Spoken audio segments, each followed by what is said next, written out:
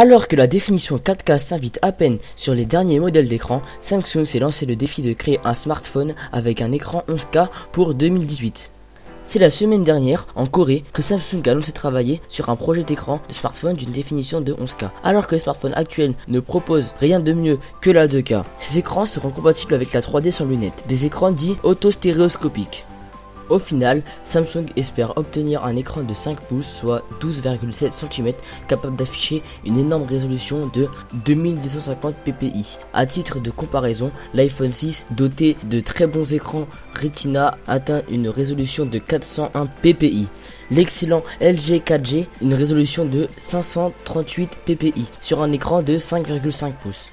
Il est difficile d'imaginer ce que donnerait un écran avec une résolution si énorme de l'ordre de 11264 x 6336 pixels. Quand on sait que l'écran QHD qui équipe actuellement les terminaux haute gamme proposait déjà une excellente qualité.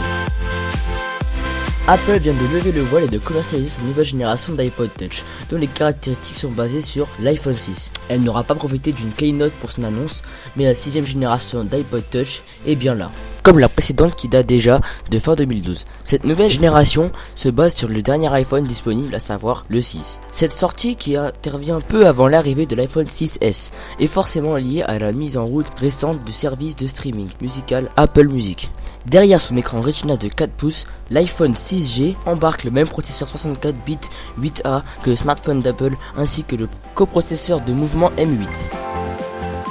Google annonce une amélioration de ses filtres anti-spam qui seront plus intelligents et un outil développé par une entreprise. Il compte par cela sur des filtres anti-spam intelligents, basés sur les neurones artificiels. Alors que les spams deviennent de plus en plus sophistiqués, Google a annoncé que l'équipe de Gmail travaille à l'amélioration de ces filtres en les rendant encore plus intelligents. En outre, elle a mis au point des outils qui permettent de mieux détecter les faux positifs pour les entreprises qui feraient de l'envoi en masse. Les techniques d'envoi de spam sont de plus en plus sophistiquées, même si il est vrai qu'aujourd'hui des outils comme Gmail permettent de limiter un maximum.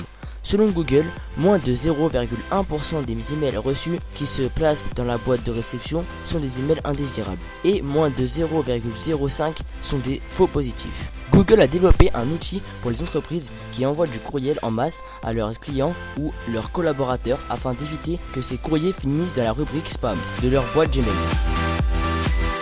C'est dans les tuyaux, c'est désormais officiel, Satoru Iwata vient d'annoncer que Nintendo allait faire équipe avec le japonais Dena pour développer des jeux sur mobile et tablette. Ce qu'il faut retenir de la première annonce, c'est que Iwata a précisé que les 10 jeux ne seront pas des copies de jeux existants, mais des créations originales issues de licences Nintendo qui seront confirmées par Dena. Cette alliance a pour but d'aider Nintendo et de lui permettre d'atteindre le vaste marché des utilisateurs mobiles à travers le monde. Grâce à cette alliance, Dena va également être capable de renforcer en tirant profit des licences intellectuelles de Nintendo.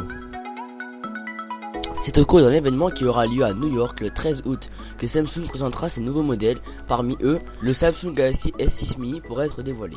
Samsung a convié la presse de New York le 13 août pour présenter ses nouveaux appareils. On sait déjà que le Samsung Galaxy S6 Edge Plus et le Samsung Note 5 seront présentés officiellement. Selon des nouvelles rumeurs, il semblerait que Samsung Galaxy S6 mini serait également de la partie.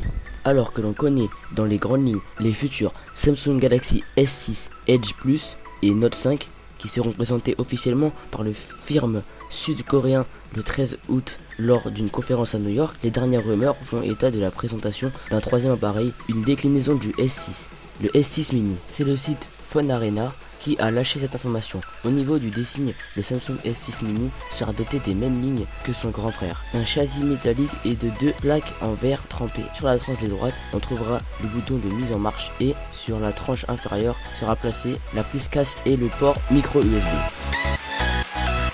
Sony vient de dévoiler en interne le mobile projector, un pico-projecteur nomade permettant de projeter l'image de sa PS4 n'importe où.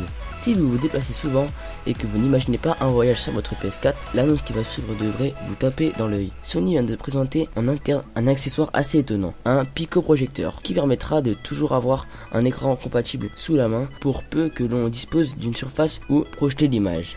Niveau caractéristiques, technique pure, le projecteur de Sony devrait embarquer un module de protection doté de 3 lasers jouant chacun une couleur du canal RVB. Un miroir MEMS, microsystème électromécanique, se chargera de balayer l'écran grâce à la technologie laser beam scanning. Le joueur nomade n'aura pas à se perdre dans d'interminables réglages puisque cette dernière permet d'obtenir une image nette sans avoir à faire de mise au point à chaque déplacement de l'objet. Windows 10, un produit doté d'une très grande interface plaisante qui ne satisfait pas tout le monde, en particulier les gamers PC qui critiquent le dernier OS de Microsoft. Nous pouvons remarquer dans le gestionnaire de tâches que le système d'exploitation Windows 10 prend plus de la moitié de la mémoire vive, ce qui réduit constamment la puissance de votre PC. Après avoir moi-même testé Windows 10, je ne peux constater que Windows 10 est aussi instable que Windows 8. Donc ma conclusion personnelle est que Windows 10 est un OS pour les entreprises et non pour les gamers ou autres personnes utilisant beaucoup la rapidité de son PC. Mais en évidence, si votre PC est doté d'une puissance supérieure à celle d'un PC standard, vous pouvez utiliser le nouveau OS de Microsoft.